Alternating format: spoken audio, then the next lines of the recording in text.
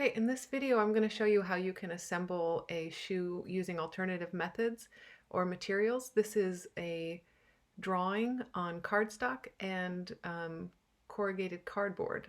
So first you need an assistant in a sparkly hat to color in your pattern.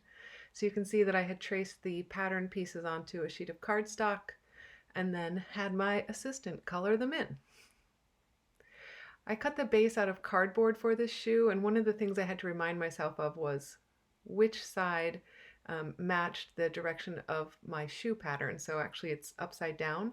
And also I think that the corrugation on the right is more interesting than on the left. I hadn't paid attention to the grain of the cardboard when I cut. So I ended up cutting 2 layers of cardboard in order to get the effect that I had wanted. I'm using Elmer's glue wall for this particular demo. This is primarily because of my assistant who is helping me. Elmer's glue wall doesn't dry quite as quickly as PVA, and it also is water soluble, so it washes out of clothing easier. So I'm just gluing these 2 layers together. You might need 3 or 4 or 5 layers of cardboard glued together depending on the thickness of the sole of your shoe. If you recall, this was a pretty small shoe that I was working with, and so these 2 layers seemed to match what I was looking for. So as I'm taping this together for my glue to dry, you can see my assistant is helping by cutting out the patterns of the templates. And then I've just continued to tape and compress that as I go along.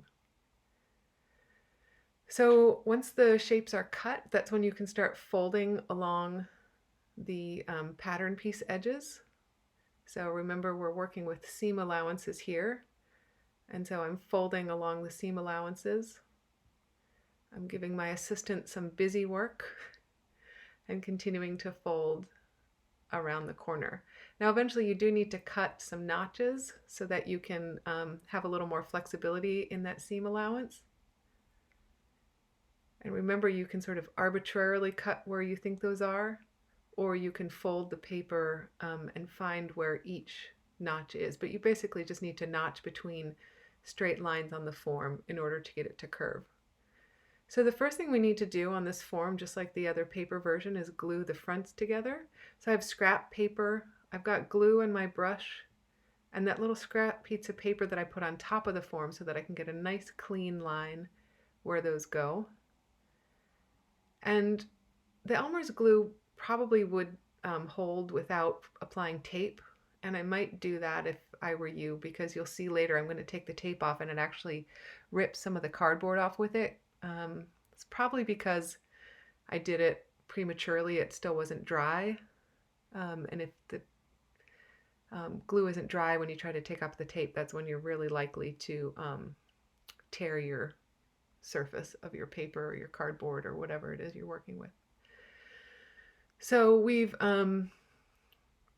decided that the sole of the shoe had been glued together long enough. You can see I tore a little bit there. And now we're ready to put the top half of the shoe onto the bottom half. I've got a couple of tools that I'm going to use to help get inside of the form. And I'm going to not put glue all over the whole thing, but just over small sections. So I'm just going to start with the toe box, trying not to use too much glue, but if it does, just wipe it off. And then I'm just going to apply a little bit of pressure and tape. And I've got my tape already on the base of the shoe, but I also kind of have my little tape factory at the edge of the surface that I'm working on where I can always get more tape. You can see my assistant gathering more tape for me. What I really should have done is had my assistant put their hand inside of this small space that I can't get my hand inside of, but instead I used a bone folder. If you don't have that, a popsicle stick works, or even a pencil, just really anything that's long that you can get in.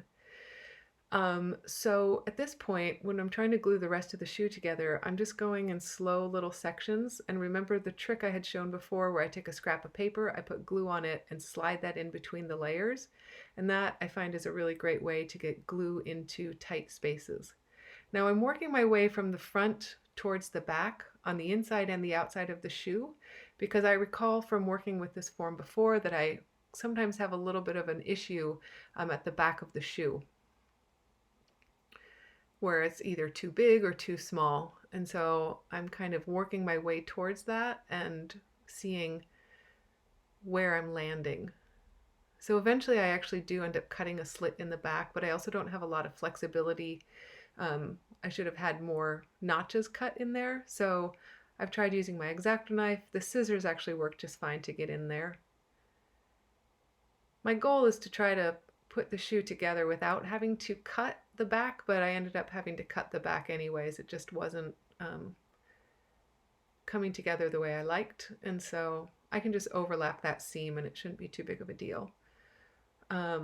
What I could have done is tested the sides of the shoe and moved one of those seams a little closer where the front and the sides of the shoes came together.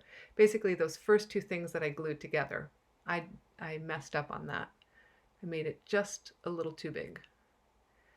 So the back heel of this shoe actually took me quite a long time to fuss with.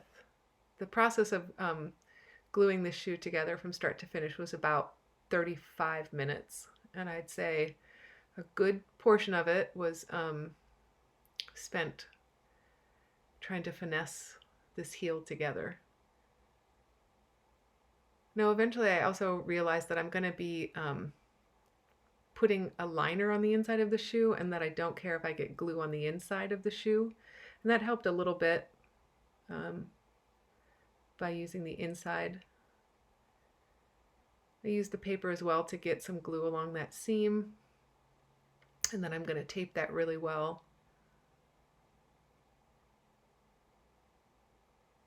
And now I have the top on to the bottom, and then this is where I'm going to go to just kind of cut the lining of the shoe. And I've just decided paper bag would work fine. It kind of matches the cardboard. I also could have cut it out of cardboard. I actually had a silly hard time trying to get this piece to fit inside of here. So at first I cut it a little smaller, but not small enough. And so I'm cutting it even smaller, but it keeps wanting to hit the top of the toe box. So I'm trying to figure out what I can get underneath it to lift it up. Eventually, with the help of my assistant, who disappeared but reappeared at this moment, helped me get that lining inside of there. Again, we probably should have waited a little bit to take the tape off until everything was really good and dry, but wanted to just show you the finished form here in this video.